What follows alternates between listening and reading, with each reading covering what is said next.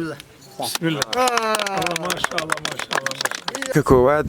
waxaan uga mahad celinaynaa Ilaahay baa mahad iska leh Ilaahay baa mahad iska leh inoo suura galiyay mashruucan weyn ee qiimaha badan oo baahi weyn loo qabay oo xagga biyaha ah halkan waxaan ugu doornay waxa ka dhisan dad fara badan baa horta marka koowaad ku nool oo waxa weeyaan waa jiid dad fara badan ku nool yihiin labada tuule ee balli kaliil iyo qoton ka wada faa'iideysanaya waxa ku yaala laba boodhin labada boodhin mid kale markay balliyadu guraan iyo barkaduhu Ilaahay naguma keenay ayay loogu talagalay inay ka faa'iideystaan marka meel istiraatiiji buu ku dhacay baahi fara badan buu qabanayaa waxaan rajaynaynaa in laga faa'iideysan doono wax badan u tari doono maanta wixii ka dambeeyana sida xarika jarkaas inoogu furan yahay cid kasta oo ka qayb qaadatay oo qurba jooga deegaankana aad iyo aad baan ugu mahad celinayaa Ilaahay miisaanka xasanaadka ugu daro suldaanka guud Suldaan Yuusuf Maxamed Xiiray oo qayb laxaad la ku lahaa isagana uu ku mahadsan yahay dhammaantiin qurba joogow waxa soo dirteen fariin dadban oo soo dirteen deegaanka iyo dadka qaran jooga ah oo milyaneeradii ku jiraan tujaartii ku jirto dadkii shaqaysanayay ku jiraan dad idinka jeeb wadan ku jiraan mashruuca boqolka kun iyo siyaadada ku kacay fuliseen waxa u soo dirteen fariin ah inay iyaguna samaystaan kuwa biyaha iyo haddii kuwa kalaba marka qurba joogana waxaynu leenahay sida khadri sheegtay khayr lagama daalo haddii biyo tahay iyo haddii horumarka kale tahay in halka ka sii wadaan runtii waa hoga tusaaleyn fiican weeye in bulshadu wax qabsan karto bulshadu haddii ayna waxba qabsan cid kalena waxba u qaban mayso marka intaynu cid kale wax ka sugi lahayn in dadka deegaanka ee qurbaa iyo gudahaba jooga inay iyagu isku tashadaan markaas haddii dawladda iyo haddii shicib tahay iyo haddii dad kale tahayba iyo haddii shisheeye tahayba markaas la caawin karaa aad iyo aad baa dhamaantiin u mahadsantihiin aan ku soo dhawaado dhaamkani waxa weeyaan cabirkiisu waa 50 mitir iyo 60 mitir hoosna waa 3 mitir waxa uu qaadayaa 9 milyan oo litir ama haddii sida kale dhigno 9 kilomitir cubic oo biyo buu qaadayaa waa biyo aad u fara badan waxaana uu leeyahay dhammaan waxyaalihii componentigi ama waxyaalihii uu lahaa uu dhaam lahaa buu leeyahay bacdi way taalaa dhoobareebta ama silta taraabti uu leeyahay sidoo kale taangigii iyo meelihii dararkii ay xooluhu ka cabayeen sidoo kalena uu leeyahay bamkii biyaha ka tuuriyay ama ka saariyay taangigii lagu buuxinayay isagana uu leeyahay inkastoo imika waxa lagu yahay mid shidaal ku shaqeynaya insha Allah waxaan rajaynayaa inuu mid solar ah oo mustaqbalka noqdo oo aan shidaal loo baahanin marka insha Allah waxaan rajaynayaa inuu tacabkaasi noo xasilo qurba joogtii ma garanaysaa ku soo tacabtay ee dhaqaalaha soo bixisayna in Ilaahay ajar iyo xasanaad ka siiyo aan idinka ducaynaynaa oo aan maaragtay idinku ambalyeynaa arinta aad fuliseen labada dhaam ee sabawaraagi iyo cadaale aad ka samayseen labada tuulo oo kala degmo tuulada daba jilab iyo deegaankan aynu imika taaganahay ee balli kaliil amaani waynu uga mahad celinaynaa waayo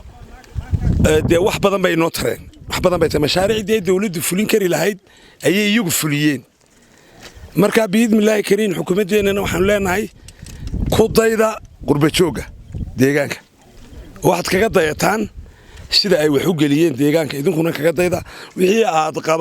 qabateen deegaankan horena waa idinka mahad celinaynaa sida deerarkan iskuulkan balli kaliil iyo meelaha kale iyo dhaamka wadaana waan idinka mahad celinaynaa anigu nasiibana waxaan nasiib u helay maalintii la dhagax dhiganayna inaan dhagax dhigo maantana inaan ka qayb gala furitaankeedii labadan mashruuc la fuliyay labadan mashruuc aad iyo aad bu deegaamada ugu baahnaayeen maanta way noo hirgalay laakiin kuma hakanayno ama kuma istaagayno inaanu labadan mashruuc iyo mashaariicdii hore fulinay aanu ku istaagayno waxaan u sheegayaa qurba joogta dhamaanteedba inaynu mashaariicdii hore qabanay iyo kuwanu maanta taaganahay in ka badan oo ka badan aynu dhaxda u xidhanno oo aynu dhinaceena qabsano sidaynu u fulin lahayn mashaariic inta ka badan talabaad aan ku soo noqonayo waxa weeyaan deegaanka waxaan u sheegayaa juhdi badan iyo soo jeed badan iyo tacab badan iyo xoolo badan ba halka la geliyo ha hawl yaraysanina ha is oranina mashaariicdan waa mashaariic yar yar waxaan leeyahay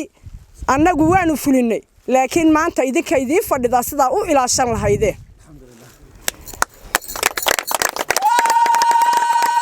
qurbajoog halkan ka salaamaya waxaan ugu bishaareynaya maanta lacagtii ay bixiyeen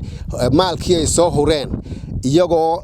la dareemi karo dad qurbajooga oo ku nool mushahar iyo shaqaalo haddana mashaariicda ay soo fuliyeen mashaariicdaas oo ah tii ay dawladii ay fulin lahayd nasiib daro dawladdeenu ilaa maanta wax weyn oo la qaban karo deegaankan umay qaban deegaankan waxa weeye deegaanada ugu ballaadhan Somaliland